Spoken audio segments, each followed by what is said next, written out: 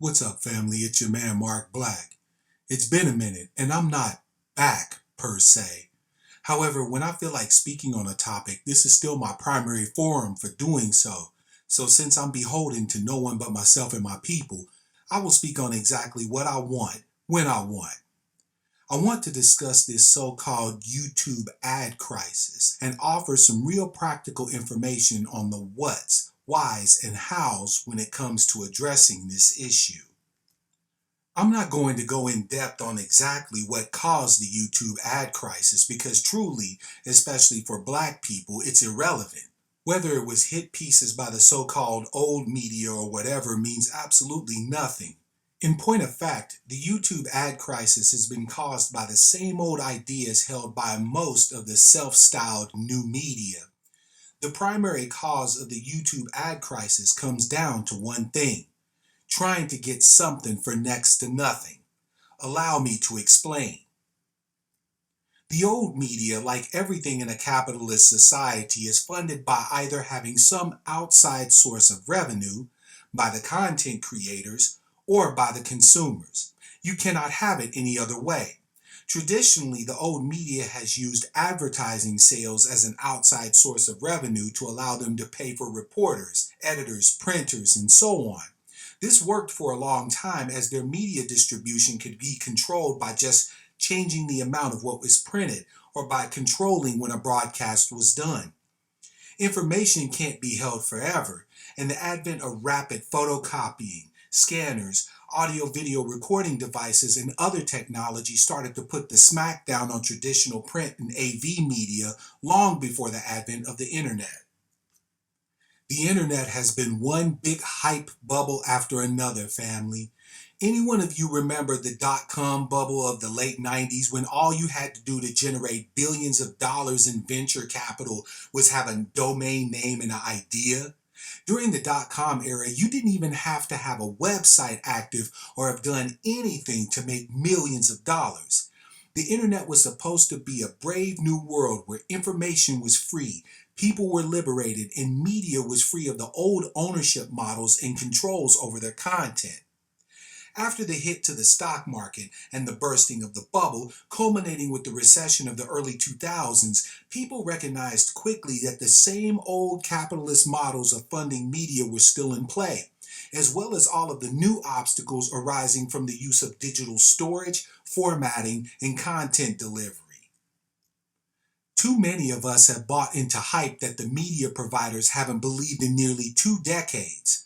You open your Facebook app or click your YouTube link and start consuming content, never even thinking what you pay for it. In the case of Facebook, they monetize their system by selling your demographic information, advertising, and by direct sales of services to businesses. YouTube, coming from a parent company that is nothing but an advertising business, monetized their platform using ad sales. Google, now Alphabet, already had the vast majority of its revenues coming from ad sales, so YouTube became another vehicle to increase the number of eyeballs viewing ads. In the brave new world of the internet, making money is reduced back to the same old media methods. You'll either need an outside source of revenue paying for all of the back end stuff, the content creators themselves will need to pay up, or those of you who consume content will have to pony up. This won't change, no matter how many iterations of the internet they hype up. Now, how does this tie into the manufactured crisis that has become known as the YouTube ad crisis? The answer is as easy as pie. YouTube realized that one way to increase its brand cachet and make more money was to use some of its advertising revenue to subsidize content creators who became popular using their media platform. This was a very smart route for YouTube to take because what better way to be able to guarantee to advertisers that their ads will get in front of a lot of eyeballs than to place those ads on channels with a lot of eyeballs? YouTube wins with increased ad revenue, and when the content creators began to partner with YouTube, they started winning because YouTube was cutting checks and paying people real money.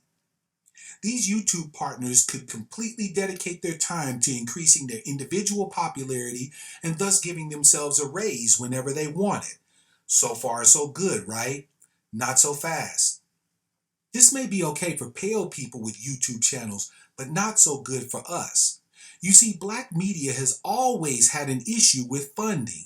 During the days of print media, this wasn't a huge problem because we always had a tendency to somewhat support our own print media. Who among you didn't grow up reading Jet, Ebony, or Essence magazines? Who among you didn't dance to Soul Train? Any capitalist who wanted to market products to black people only had a few options to do this, so they held their collective noses, picked a medium, and paid their money. However, traditional black media had its throat slit with the advent of the internet. Now, any moron with a video camera, a microphone, and a computer could become a media personality. In any capitalist system, as a market becomes saturated, the collective value of it drops like a stone. More on this in a moment. Now, instead of paying print ad rates to Ebony, Jet, or Essence, or paying BET, businesses could get a domain, put up a little subsidized content designed to appeal to black folk, and for the cost of a little electricity and an internet connection, could undercut and undermine traditional black media. Before you think this is solely a black problem, the older traditional pale stream media has experienced the same thing. Black YouTubers were being subsidized just like pale ones. Sure, maybe not to the extent that a whitest scumbag like PewDiePie or a blathering idiot like Fred might, but they started to get a bit of that billions of dollars generated by YouTube splashing ads all over like bird crap. So what did they do to increase their ability to continue to deliver more content? Did they diversify into other revenue streams so that the loss of any YouTube money wouldn't affect their ability to deliver content? Did they seek to develop their individual platforms to the point that even if YouTube ceased to exist, they could deliver the information they wanted? Did they turn to their consumers while the getting was good and build up a culture of contribution, saving for a time when they could disregard that YouTube money altogether? Nope. They made their content advertiser friendly, shined up nice, and spent every penny on homes, cars, clothes, and other consumer goods. YouTube didn't become a route for them to become true content creators and deliverers. It became their plantation.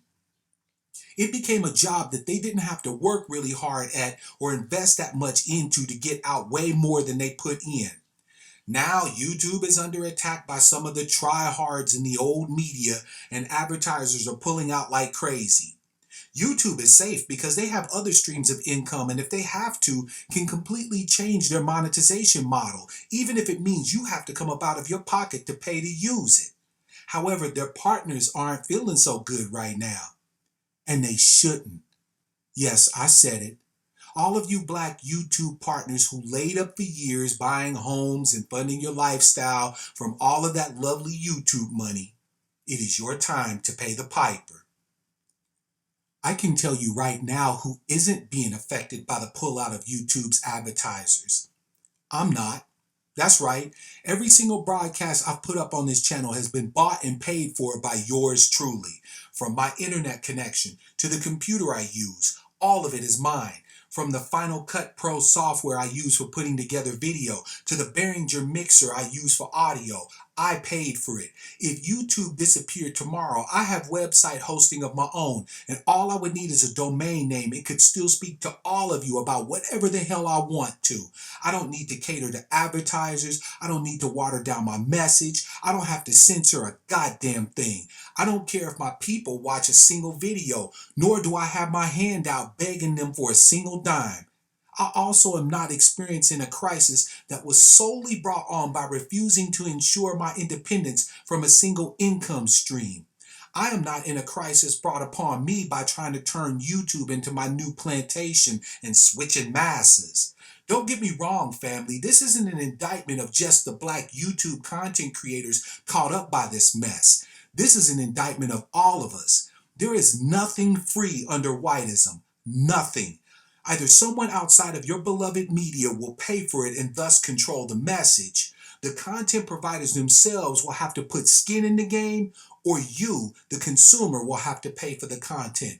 Someone's going to have to come up out of their pockets no matter what. Change your minds, family. As you all well know, I never post a commentary without a solution to the problems I speak on. Mark Black will not fail you this time either. There are quite a few solutions to this so-called crisis, and I will lay them out for you. First and foremost, the content creators we trust to bring us information have to be doing their content for a reason other than just how much money they can make from their consumers. By everything holy, how many times do black people have to be treated as nothing more than a cash cow before they wake up and understand that their resources are only worthy to be shared with the best? My only and clearly stated goal of putting up even one video on this platform is to share with the family practical, factual, and real information that we can use today in our fight against whiteism and its acolytes. If there is anything that the family wants to give me as far as funding goes, I won't complain and I will be grateful. I don't need it, and God protect me from ever needing all of you to empty your pockets for information that should be yours. Secondly, we black people need to really start to understand technology in a much more intimate way. Right now, there are people talking about agents, hacking, and so on, who could no more explain how real-time streaming protocols work, what application program interfaces or APIs are, what data packets are, how to block or open ports on a router, or any of the most basic of information technology services work than they could tell you how to do brain surgery on squirrels. Their use of word salad appeals to your emotions, and halting efforts to try and convince you that everything you do on the internet is susceptible to being hacked, intercepted, and otherwise used against you is at best erroneous, and at worst a cover-up to try and hide what nefarious mess they do while using various platforms and services. You are better than this, but you will only be safe from this type of garbage when you become much more aware and educated about what it is that really happens when you use this stuff. I beg you, study the basics of programming, audio-video mixing and manipulation, data streaming and internet connectivity, and as much of it as you can get your hands on. This stuff isn't secret and will not only ease your mind about using one of the greatest tools out here for sharing and getting informed, it will not allow you to buy into people who try and use your ignorance to manipulate you. Finally, there are many of you who look to build your own YouTube-like video streaming services. I'm no coder, so I have nothing to say about the interfaces and so on. However, if I may humbly offer two suggestions, I would ask that you consider a modification of the monetization model that is used on this platform and a change in how subscribers are counted. If I were to build a black-controlled video streaming service, it would have two revenue streams. I would require that content creators pay to provide content, and I would have marketers pay to offer products and services to content creators. As a content creator, I am driven to develop and offer content no matter what. If I absolutely need to produce content, then I should trust that my content is worth paying for. If it is worth paying for, then I should be the first to pay for it. I need to commit to purchasing the basic equipment needed to produce, mix, and upload my content. A new black-controlled video streaming service can then partner with equipment manufacturers like Canon and Nikon for cameras, Behringer, Yamaha, and Peavey for audio equipment, and media production specialists for technical expertise. They can then offer these services either as package deals to content creators, via subscriptions, or by directly marketing to content creators. My second suggestion is to require subscribers to renew their subscriptions monthly. I know I'm not saying that I would charge them for consuming content, but I would still require them to renew their subs to the channels and the content that they're viewing. Now, why do I propose this? Because as it stands now, YouTube subscriber numbers are a joke. How many channels are carrying subscribers that are inactive, unsupportive, and may even hate the content provided by that person? By requiring people to renew their commitment to supporting a particular channel's content, we get accurate numbers about who it is that really supports us. If you have 600,000 plus subs, yet only 2,300 are actively commenting, viewing, and otherwise supporting your content, Don't you think that's something you need to know? You'll never truly get that information on YouTube, and any new Black video streaming service should make this a priority. Cut dead weight and provide content creators with real information that they can use. I'll admit that the main reason I advocate for content creators to pay for streaming their content is completely selfish. There are too many voices in Black media that talk a lot and say much of nothing. In an environment where any ignorant mental head case with a camera and a mic can say anything at any time with no cost, you get what we have to unfortunately call the Black YouTube community. There are many people you listen to every day that if they had to shell out some shekels to pay for the privilege of speaking to any of you would be as silent as a mouse pissing on cotton. Black media already starts in the hole when it comes to having sources of content creation. This means that every content creator we have out there needs to be of the best quality we can get our eyeballs on. This doesn't mean we necessarily need to all be saying the same thing in the same way. More than we need to have content that is professional, well delivered, and above all, knowledgeable. I'm sick of viewing a bunch of content that if it was in paper format, I wouldn't wipe my ass with it. I deserve better, and so do you. If we cannot learn to improve our delivery, clean up our production, mix audio better, and use production tools more effectively, do we really deserve to waste your time? Demand better from those who you choose to bless with your eyes and minds, as the time you spend with us is time you cannot get back. Forget money, family. The most valuable resource that you can use to pay for content is your time. If a quality content creator uploads an hour-long video, it's worth the time you spend to watch the whole damn thing. In conclusion, family, this crisis isn't one thrust upon those being affected by it. It is one they could have avoided and still can if they simply change up what, and more importantly, why they're doing what they do. If your content is unique, providing information in a way that people can't get anywhere else for cheaper, then you'll prosper without having to beg for support. Content creators don't need your support. They're providing a product.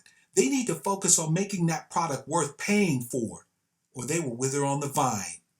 Consumers do not owe us a living making YouTube content, and we cannot ever forget that. This is your man, Mark Black. Until next time, love, peace, prosperity, and power. Real power to my people.